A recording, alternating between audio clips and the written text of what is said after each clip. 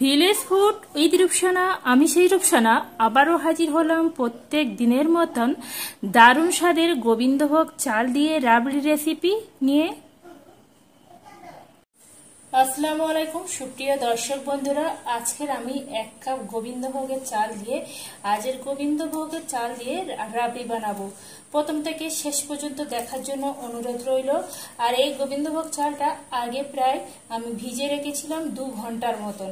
এটা অবশ্যই করে ভিজিয়ে রাখতে হবে, এতে রাবড়িটা করার জন্য খুবই সুন্দর হয়। এখানে আমি গুঁড়ো দুধ নিয়েছি। গুঁড়ো দুধ নিয়ে এখানে 2টো তেজপাতা আর 4টে এলাচ নিয়ে সুন্দর করে 10 থেকে 15 মিনিট ধরে সুন্দর করে কিন্তু এই দুধ ভালো করে ফুটে নিতে হবে। দুধ সুন্দরভাবে ফুটে উঠেছে। এবার আমি আগে থেকে যে ধুয়ে রাখা চালগুলো এবার আমি এই দুধের মধ্যে দিয়ে দেব। আর এখানে আমি 100 গ্রাম গুঁড়ো দুধ নিয়েছিলাম। গুঁড়ো দুধটা নিয়ে আমি আগে থেকে সুন্দর করে কিন্তু জাল করে নিতে হবে, তবে কিন্তু এই রাবড়িটা খেতে বন্ধুরা অসাধারণ হবে। এবার আমি চালটা দিয়ে আবারও আমি এটা 10 থেকে 15 মিনিট ধরে সুন্দরভাবে চালটা দুধের সঙ্গে রান্না করে নিতে হবে। 15 মিনিট ধরে এখানে আমি রান্না করে নিয়েছিলাম। আর এখানে আগেকার থেকে অনেক ঘন হয়ে গেছে দুধ, আর চালটাও ভালোভাবে সেদ্ধ হয়ে গেছে। একটা আমি নিয়ে দেখাচ্ছি, সুন্দরভাবে সেদ্ধ হয়ে গেছে। এবার আমি দিয়ে দেব এখানে 100 গ্রাম চিনি। মিষ্টিটা যে যেমন মিষ্টি খাবে ঠিক সেইভাবে মিষ্টিটা কিন্তু অ্যাড করে দেবেন। এবার আমি চিনিটা দিয়ে এর মধ্যে দিয়ে দেব অল্প একটু নুন। চিনি আর নুনটা দিয়ে আবারও এইভাবে একটা গোল হাতা নিয়ে হাতার পিছনটা ঠিক এইভাবে করে নাড়তে হবে।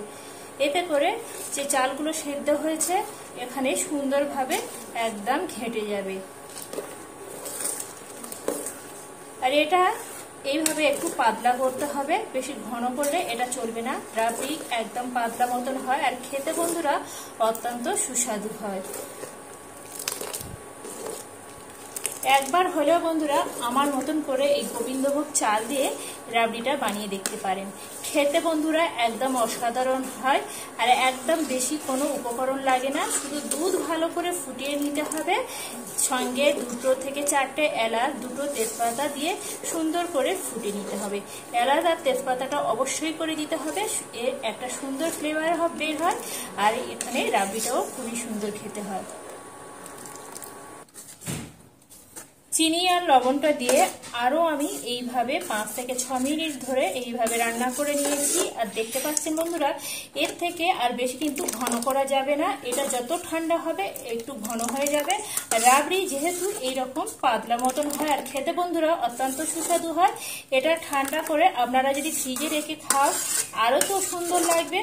এবার আমি এখানে দিয়ে দেব কিছু কাজু আর কিশমিশ নিয়েছিলাম। কাজু আর কিশমিশটা এবার আমি এর মধ্যে দিয়ে দেব। কাজু আর কিশমিশটা দিয়ে আবারও 2 মিনিটের মতন জাল করে নিতে হবে।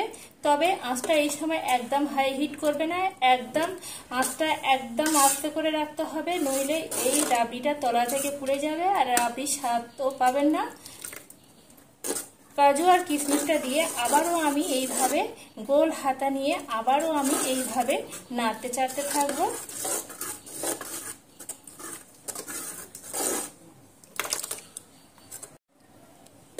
এখানে আমার দারুণ স্বাদের গোবিন্দভোগের চাল দিয়ে এখানে রাবড়িটা একদম রেডি হয়ে গেছে। এবার আমি আপনাদের তুলেও দেখাচ্ছি। এটা খুবই একটা সুঘ্রাণ বার হচ্ছে, আপনারা না তৈরি করলে বন্ধুরা বুঝতে পারবে না। বন্ধুরা আজকের এই গোবিন্দভোগ চালের রাবড়ি রেসিপিটি যদি ভালো লেগে থাকে বন্ধুরা একটা লাইক করে দেবেন। লাইক করে আমার সাথে থাকবেন। এইভাবে নিত্য নতুন সহজ সহজ রেসিপি পেতে গেলে অবশ্যই করে আমার চ্যানেলটি সাবস্ক্রাইব করে রাখবেন।